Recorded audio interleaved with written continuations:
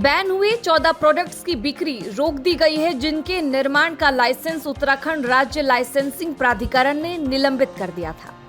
ये कहना है बाबा रामदेव की पतंजलि आयुर्वेद का, लेकिन क्या पतंजलि की ओर से सच में ऐसा किया गया है? क्या सच में पतंजलि ने 14 प्रोडक्ट्स की बिक्री रोक दी है?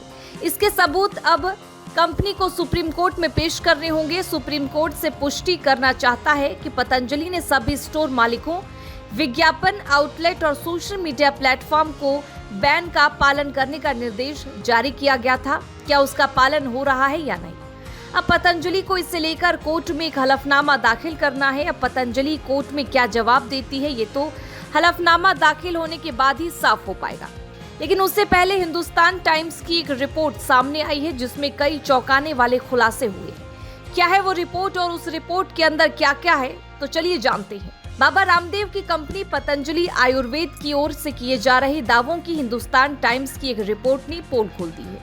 टीम ने एक स्टिंग ऑपरेशन के जरिए सच्चाई सामने लाई है। रिपोर्ट के मुताबिक कंपनी की ओर से किए जा रहे दावों की पुष्टि करने के लिए हिंदुस्तान टाइम्स की एक रिपोर्ट के मुताबिक देश के 4 प्रमुख शहरों नई दिल्ली, लखनऊ, पटना और देहरादून में पतंजलि स्टोर का दौरा किया गया। वहां टीम को जो दिखा वो हैरान करने वाला था।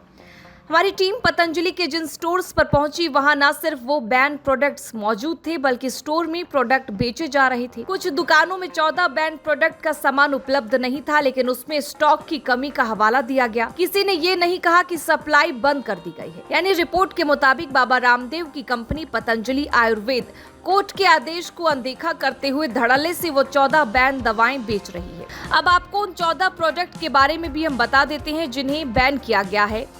इसमें शामिल है Swasari gold, Swasari Vati, Bronchom, BP grit, Madhugrit, Madhunashini, Vati extra power, Livamrit advance, Livogrit, Eyegrit gold. ये वो प्रोडक्ट है जिनके लाइसेंस रद्द कर दिए गए हैं। ऐसे में आप लोग भी इन्हें खरीदने से बचें।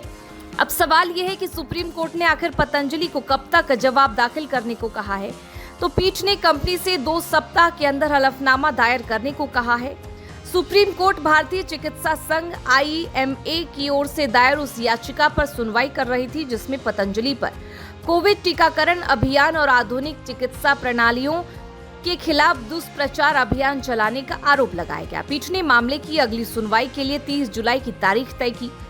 इससे पहले सुप्रीम कोर्ट ने भ्रामक विज्ञापन मामले में योग गुरु रामदेव, उनके सहयोगी बालकृष्ण और पतंजलि आयुर्वेद लिमिटेड को जारी अवमानना नोटिस पर 14 मई को अपना आदेश सुरक्षित रख लिया था। पतंजलि आयुर्वेद लिमिटेड ने पिछले साल 21 नवंबर को शीर्ष अदालत को आश्वासन दिया था कि वह किसी भी कानून का, विशेष रूप से उसके द्वारा बनाए जाने और बेचे जाने वाले उत्पादों के विज्ञापन या ब्रांडिंग से संबंधित कानून का उल्लंघन नहीं करता है। लेकिन इसकी ग्राउंड रियलिटी तो कुछ और ही नजर आती है।